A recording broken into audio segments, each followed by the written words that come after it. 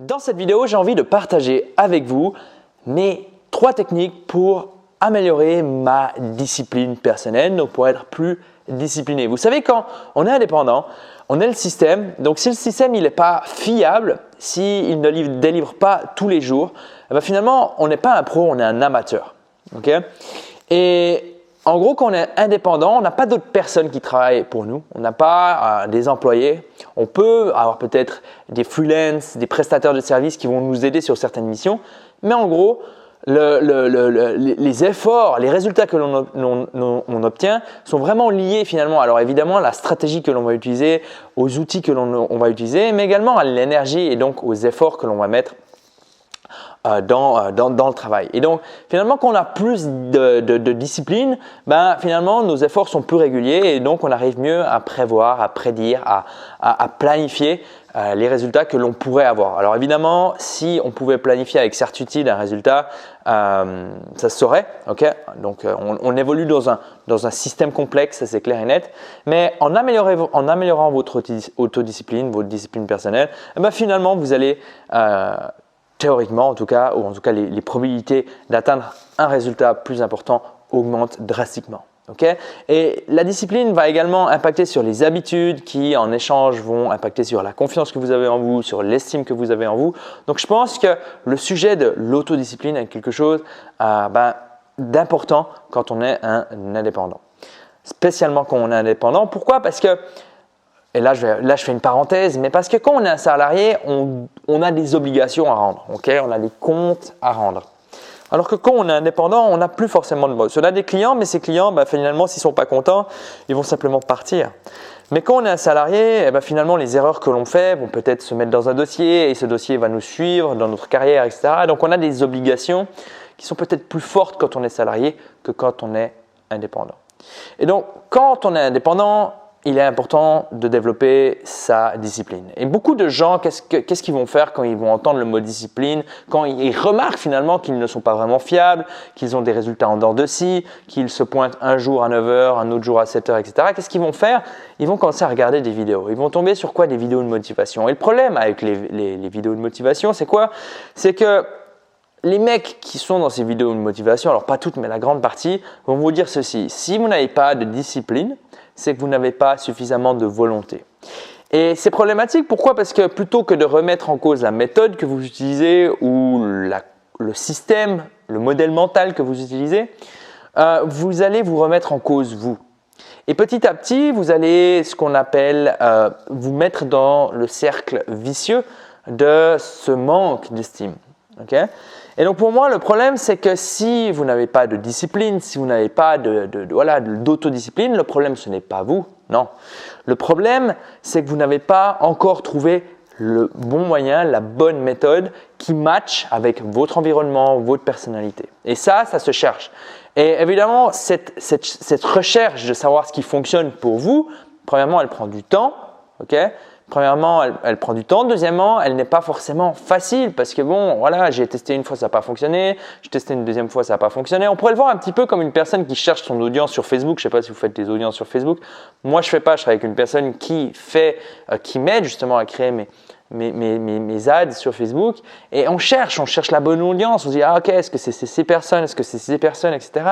Et finalement, au bout d'un moment, on pourrait se dire, mais c'est frustrant. Par contre, cette frustration s'évapore à partir du moment où on garde à l'esprit que c'est le process qui compte et chaque option qui ne fonctionne pas est finalement une option qu'on peut tracer sur une liste. Okay? Et donc, finalement, la discipline, c'est surtout ça, c'est chercher des moyens pour réussir à être fiable, cohérent, à avancer sur vos objectifs et ceci sans avoir besoin de volonté. Ou en tout cas en ayant un minimum de volonté impliquée dans la partie. Impliqué dans le système.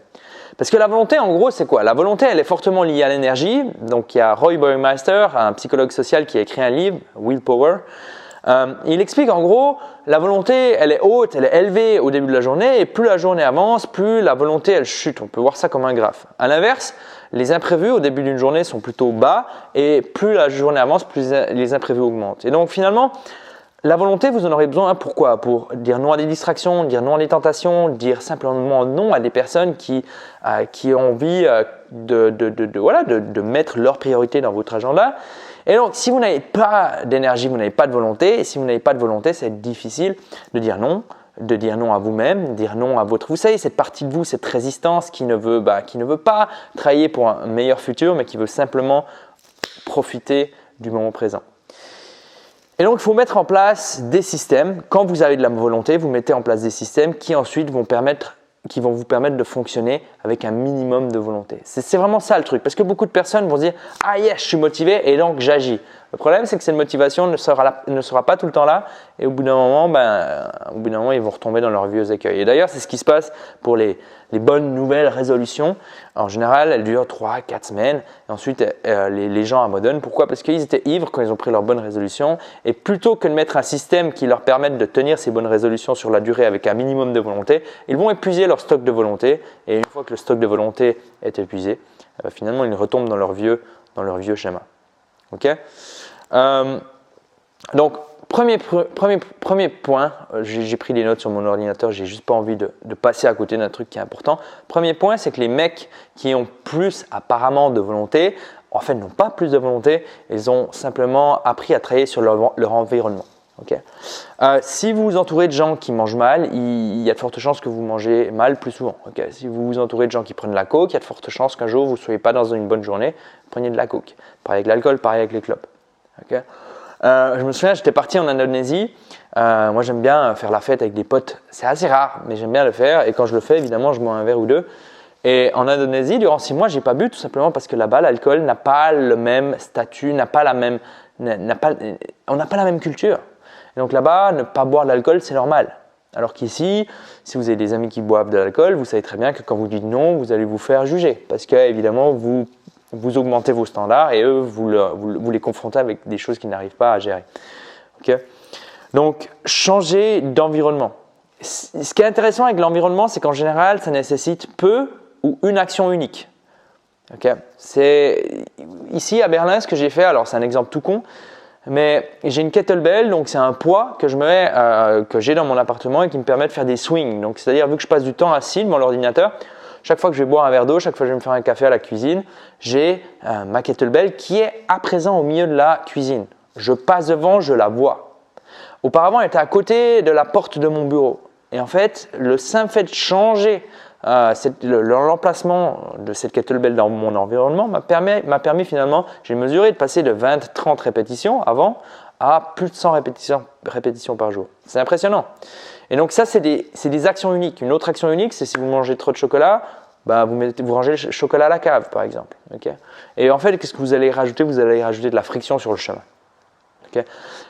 J'en parle beaucoup plus dans un lien. Donc tout ce que je suis en train d'aborder là, j'en parle dans un lien qui se trouve dans la description de cette vidéo. Si vous intéresse, cliquez dessus et vous verrez, je vous en parle beaucoup plus. Comment créer des habitudes, comment remplacer des mauvaises habitudes par de bonnes habitudes, etc. Un deuxième point, c'est que les mecs disciplinés ont travaillé sur leur identité. En fait, vous allez utiliser de la volonté pour résister à des tentations uniquement si ces tentations vous donnent envie. Un exemple, si vous montrez un steak ou une saucisse séchée à un végétarien, un vrai végétarien, il n'aura pas besoin d'utiliser sa volonté pour dire non, pour refuser ça. Okay.